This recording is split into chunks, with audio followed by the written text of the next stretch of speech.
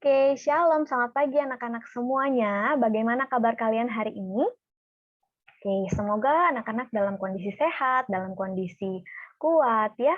Kemudian kita akan chapel bersama-sama. Untuk kesekian kali kita chapel secara virtual. Namun, semoga tidak mengurangi rasa sukacita kita dalam mengikuti chapel hari ini ya. Tanggal 3 September 2021. Oke, anak-anak silahkan mempersiapkan diri, mempersiapkan Alkitab, mempersiapkan hati anak-anak untuk mendengarkan firman Tuhan pada hari ini.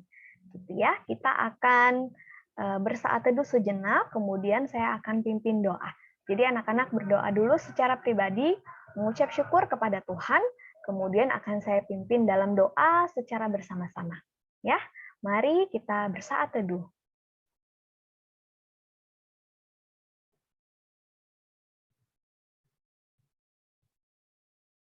Bapa dalam kerajaan sorga, kami mengucap syukur Tuhan untuk pagi hari ini, untuk waktu dan kesempatan yang Tuhan berikan kepada setiap dari kami. Terima kasih Tuhan sudah menjaga kami dari malam sampai dengan pagi hari ini. Sebentar lagi kami akan memulai ibadah chapel kami. Kiranya Tuhan memberkati, menolong setiap kami, dan juga Tuhan kami serahkan juga device dan juga jaringan kami, agar kami tidak terganggu dalam mengikuti ibadah pada hari ini. Inilah kami Tuhan, ampunkanlah salah dan dosa yang kami lakukan.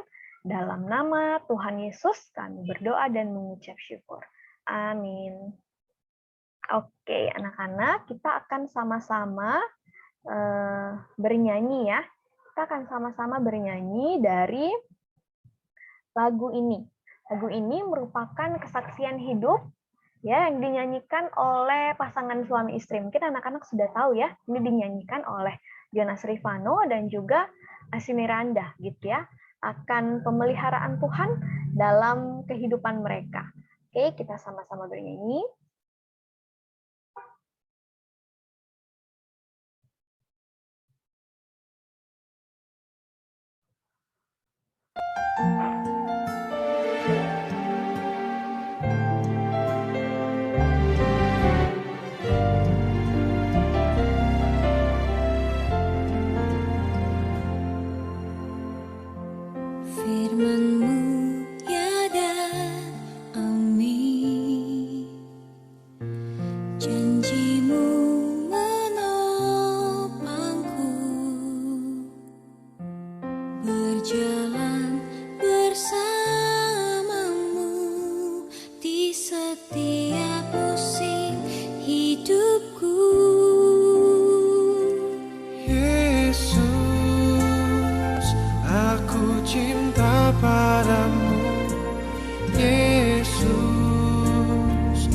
Tetaplah bersamaku, tiada yang dapat menggantikanmu.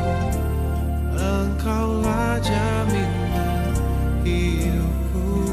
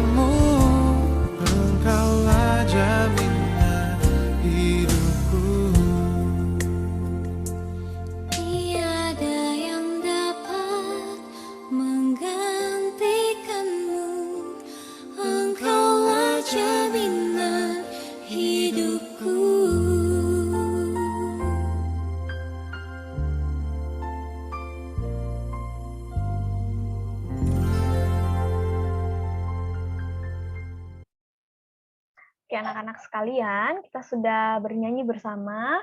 Ini kita akan berdoa untuk mempersiapkan hati kita dalam mendengarkan firman Tuhan. Mari kita berdoa.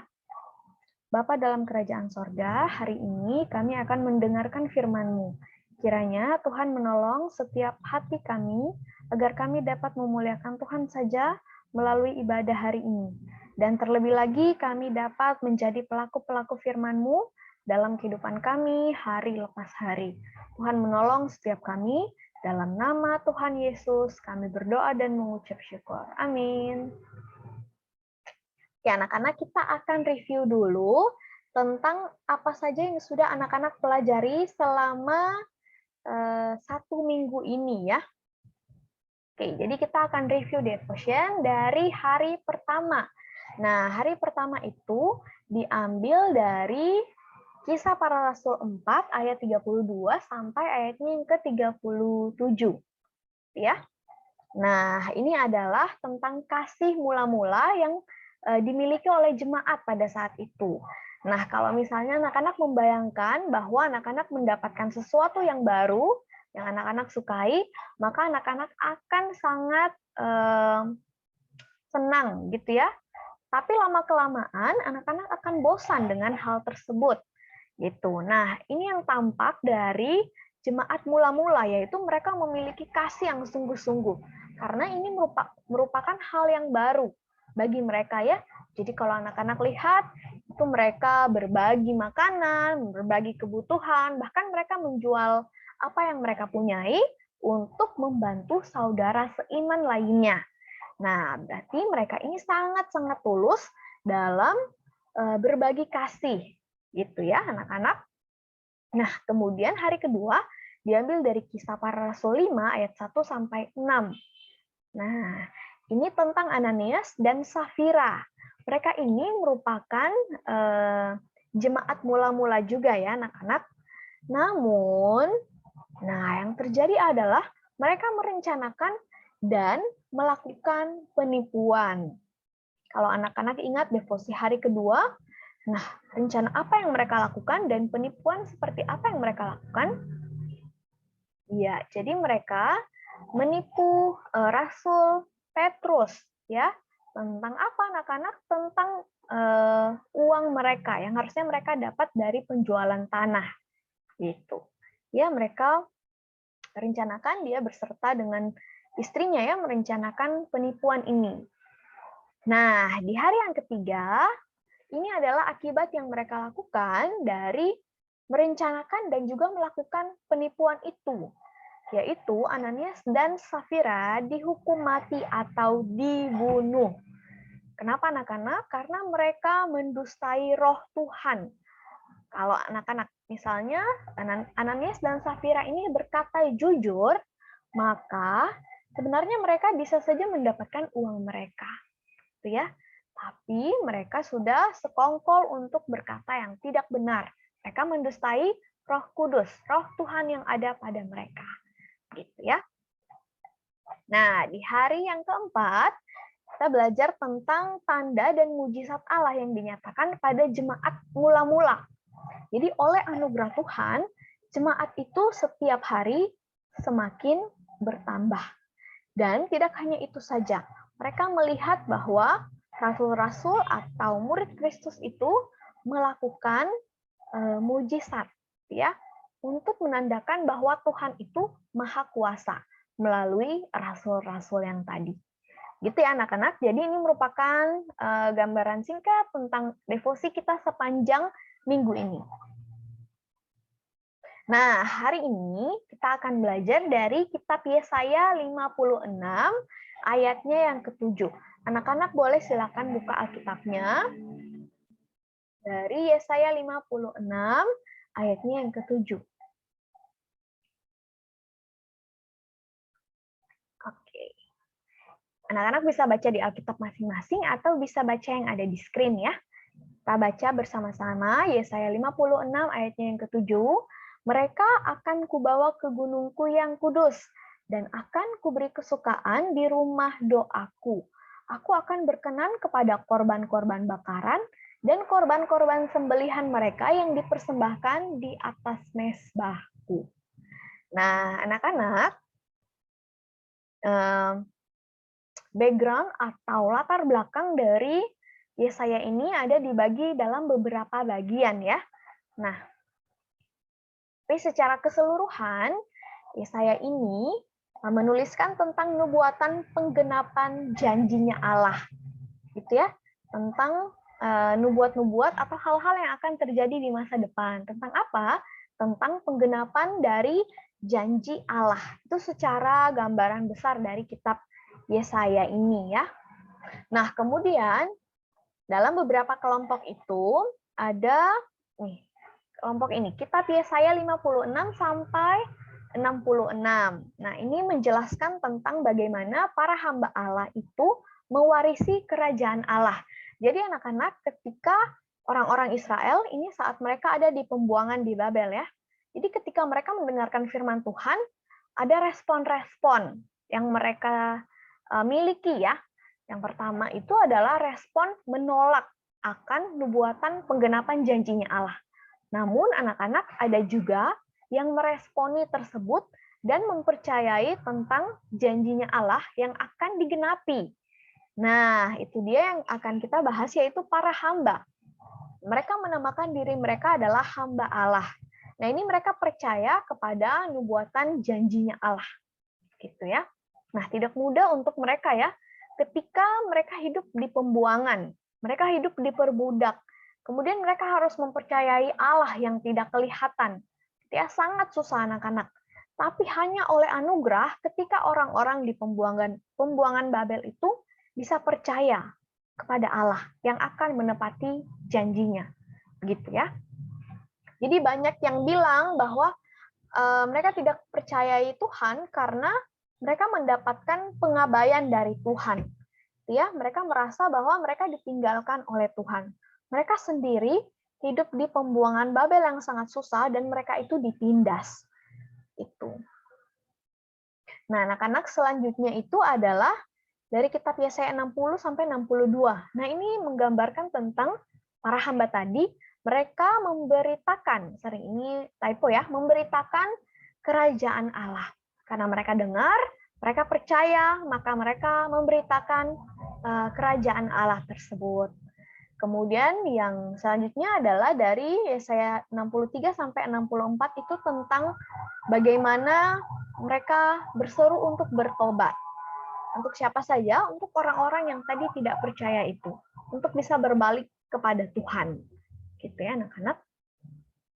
Nah, selanjutnya ini Yesaya 65 sampai 66 ini menuliskan tentang hukuman yang ditujukan kepada orang yang jahat. Dalam hal ini adalah orang yang tidak mempercayai janjinya Allah yang akan digenapi.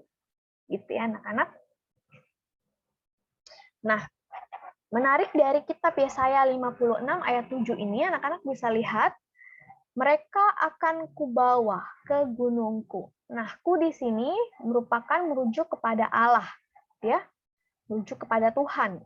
Mereka akan kubawa ke gunungku yang kudus, dan akan kuberi kesukaan di dalam rumah doaku. Aku akan berkenan kepada korban-korban bakaran dan korban-korban sembelihan mereka yang dipersembahkan di atas mezbahku. Yang pertama adalah kubawa. Kubawa ke gunungku yang kudus. Pertama, kubawa, berarti Tuhan yang membawa. Nah, setelah Tuhan membawa, kemudian Tuhan memberi kesukaan. Gitu ya. Tuhan membawa, kemudian Tuhan memberi kesukaan dalam rumah doa. Anak-anak, kemudian Tuhan berkenan, aku akan berkenan kepada korban-korban bakaran dan korban-korban sembelihan. Dari satu ayat ini, kita mau lihat bahwa jikalau Tuhan yang bernubuat, dia akan menggenapi janjinya. Gitu ya. Tuhan akan menggenapi apa yang sudah dia nubuatkan. Mereka akan kubawa, tidak hanya dibawa saja, tapi akan diberikan kesukaan dalam rumah doa. Nah, di mana Tuhan sendiri akan berkenan kepada persembahan. Gitu ya. Nah, anak-anak, Pasti anak-anak juga sudah tahu bahwa ketika orang-orang Israel pada zaman itu mempersembahkan korban-korban sembelihan untuk apa? Untuk sebagai penebusan dosa, ya. Itu sebagai simbol untuk mereka ibaratnya disucikan lagi melalui hewan yang tadi. Kemudian pemilihan hewan pun tidak boleh hewan yang cacat, harus hewan yang sempurna. Itu kalau kita hidup di zaman itu mungkin sangat susah sekali ya. Kita harus mencari hewan yang baik, kemudian akan dilihat lagi oleh imam-imam apakah ini layak atau tidak untuk dipersembahkan. Gitu ya anak-anak. Nah, penggenapan nubuatan ini terdapat di kitab Matius 21 ayatnya yang ke-13. Di situ orang-orang berjualan di bait Allah. Kemudian Yesus mengutip perkataan Yesaya ketika dia harus bilang lagi ayat ini kepada orang-orang pada zamannya. Ya, pada zaman ketika Yesus lahir, kemudian Yesus ada bersama-sama dengan mereka. Gitu ya. Yesus marah pada orang-orang tersebut. Kenapa? Ini merupakan peristiwa di mana kita bisa melihat Yesus sangat-sangat marah ketika orang-orang itu tidak menggunakan rumah doa dengan baik. Mereka malah berjualan, ya, mereka malah mendapatkan untung dari menjual hewan-hewan untuk atau sebagai korban sembelihan. Ya, Tuhan marah. Ini rumah doa, bukan untuk rumah berjualan. Bahkan anak-anak mereka tidak hanya berjualan hewan-hewan yang akan disembelih ini, tapi mereka menaikkan harganya dengan sangat drastis sehingga kaum bawah itu atau kaum golongan menengah ke bawah itu sangat susah untuk mendapatkan hewan-hewan tersebut. Udah mahal, susah, ya. Kemudian jadi mereka sangat susah untuk mendapatkan hewan ini. Tapi orang-orang yang berjualan ini malah mendapatkan keuntungan, gitu ya. Tuhan Yesus sangat marah sekali. Nah, anak-anak ini juga mengacu kepada bagaimana Tuhan itu memandang kita semua sebagai bait Allah. Nah, kalau kita ingat dari devosi sebelum-sebelumnya tentang pencurahan Roh Kudus, di mana Roh Tuhan itu diberikan untuk setiap kita. Ya, kita diberikan Roh Kudus, kemudian karena Roh Kudus itu diam di dalam kita, maka tubuh kita ini adalah bait Allah. Roh Kudus ada di mana? Ada di dalam hati setiap orang yang percaya kepada Tuhan. Ini juga mau mengingatkan kita bahwa Ananias dan Safira ini mendustai Roh Kudus atau Roh Tuhan yang tinggal di dalam mereka. Sehingga apa, anak-anak? Mereka dibunuh, mereka harus dihukum karena perbuatan mereka tersebut. Nah, anak-anak, jikalau Tuhan sangat memandang berharga setiap dari tubuh kita, karena kita adalah bait Allah. Kemudian bagaimana kita memandang tubuh kita sendiri? Kalau Tuhan sebagai pencipta memandang kita berharga, nah bagaimana kita sebagai ciptaan memandang tubuh kita ini? Nah, anak-anak, dengan pencurahan Roh Kudus, dengan kematian Yesus yang sudah kita tahu bersama, Allah berkenan kepada kita. Kita telah diperdamaikan dengan Allah. Yang sebelumnya hubungannya itu rusak, Yesus menjadi jembatan untuk kita dapat mengembalikan lagi relasi kita dengan Allah. Yang dulu hilang, yang dulu terputus karena dosa manusia. Nah, anak-anak, sudahkah kita menyadari bahwa kita ini orang-orang yang berdosa? Bahwa Yesus telah menang atas kuasa dosa dan maut, bahwa kita kini mendapatkan kehidupan yang kekal. Bahwa Roh Kudus diam di dalam kita, bahwa kita telah diperdamaikan dengan Allah, bahwa kita adalah bait Allah.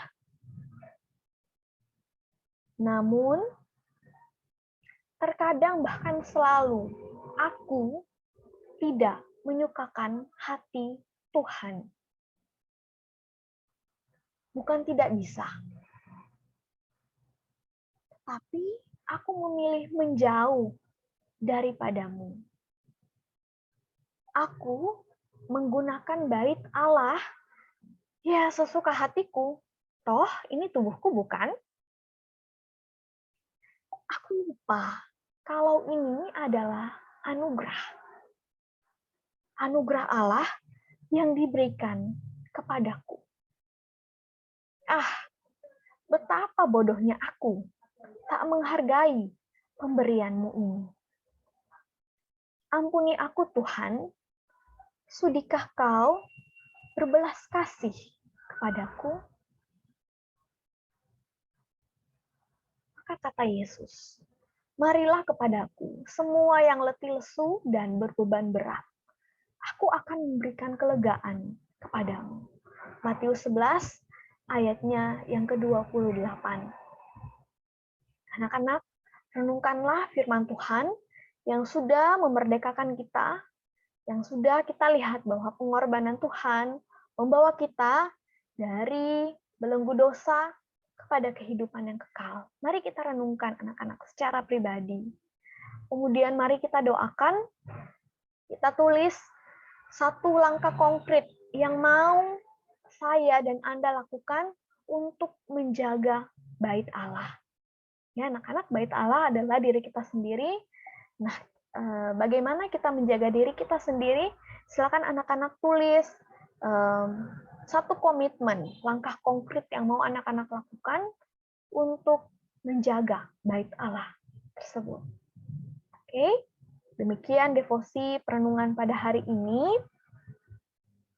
Terima kasih anak-anak sudah mau untuk mendengarkan firman Tuhan hari ini.